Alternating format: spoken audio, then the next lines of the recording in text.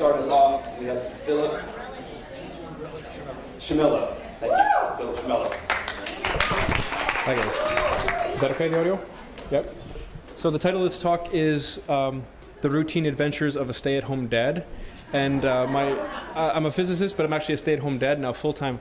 And now my daughter is 9 months old, and some of you old-timers may say, oh, come on, you know, she's only 9 months, you got a long way to go.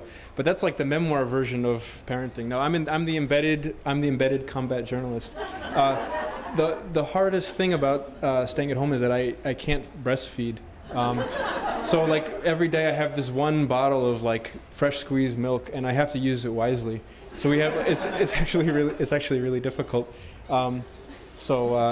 Yeah, I forget what I was going to say about that. So I created this terror threat level. First is the low is internet browsing, and then the next one up is singing, where I have to start to sing or play music or something. And then there's dancing, so singing and dancing all together. We get to high, and I have to do the Ministry of Silly Walks from Monty Python, also with music and everything. And then the severe is guitar. With guitar, it's like magic though, so I don't want to always use the guitar, because like then it wouldn't be so powerful. We were at the pediatrician and we said, oh, Heidi, which is our daughter, she recognizes her name. And the pediatrician's just like, yeah, okay, whatever. And so we went home and said, does she really recognize her name? So we tried all the names, Susie, Jenny, Amy, and like results were mixed. I think my daughter is very pretty, and I'm surprised when on the street I haven't been offered a modeling contract. And actually I have my whole speech prepared of how to politely decline, but it hasn't come up yet.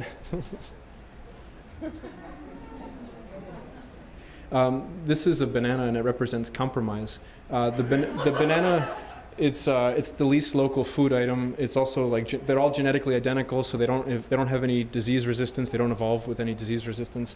But it's also portable. It's smashable, and it's digestible. So it's perfect. This is a new economic model. On the left is the normal stuff. On the right is baby products. You can see that the supply and demand curve, they never meet. Basically, the demand just keeps accelerating, and the supply is trying to keep up. And this research was done with one visit to Babies R Us. Seriously. This is our hardwood floor. When Heidi is napping or sleeping, it's like a musical instrument. You never could think a floor could be so loud. But it's true. It's like the piano at FAO Schwartz. I mean, I've had to figure out the path of like least noise or least music to get just by her room. It's a nice floor though. We live in Troy, New York, and this is a park. It's a beautiful park, but it's a private park, which means it's one of only two in New York State. Which means that what you can't see is that there's a big iron gate outside of basically outside. So my wife was kind enough to make a copy of a key from a coworker, and now we have access, and it's great. And so my first act of civil disobedience is to make keys for anybody who wants them.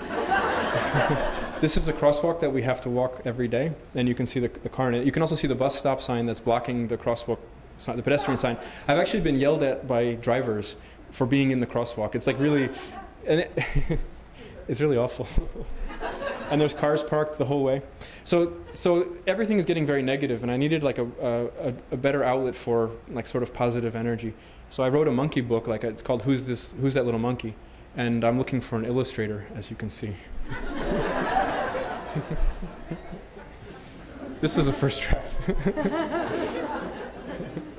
And then, so I am a physicist, and I said, okay, let's put some of this energy, instead of anger towards society, let's put some of this energy into creativity. And so I devised the next few slides will be the physics of babies. The first is that babies don't understand gravity, which is pretty clear. That's the apple. The next is the Harmonic Oscillator, which is basically just a big spring. This is a Swiss ball for exercise, and it's a three-dimensional rocking chair. It's a rocking chair for the 21st century. It's portable, it can be deflated and brought around, and it really works well. This is for the conservation of storage containers. We know that matter cannot be created nor destroyed, so the sixth storage container must exist somewhere.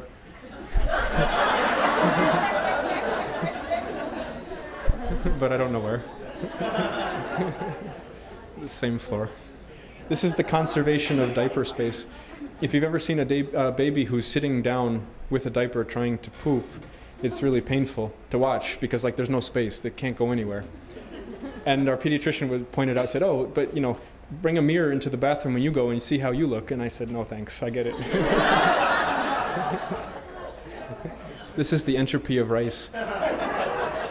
Babies have this like primal urge to just push everything as far to each end of the universe. It's like they won't rest until all the rice grains are just as far apart as possible. This is the relativity of the floor mat. So before a baby can crawl, they'll do everything that they can to get off of the mat, which involves moving the mat. And once they're off the mat, they don't really care, okay. So they haven't really moved anywhere, but it looks like they have.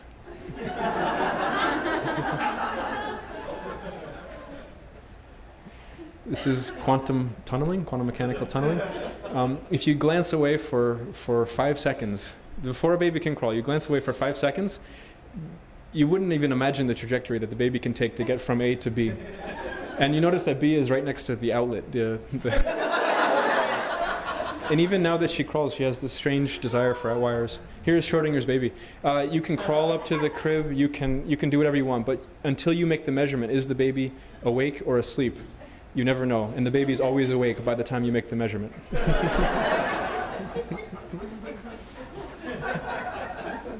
You can't tell in this picture. And here she is, Heidi Eleni, eating avocado and reading the package of jockey underwear. Thank you.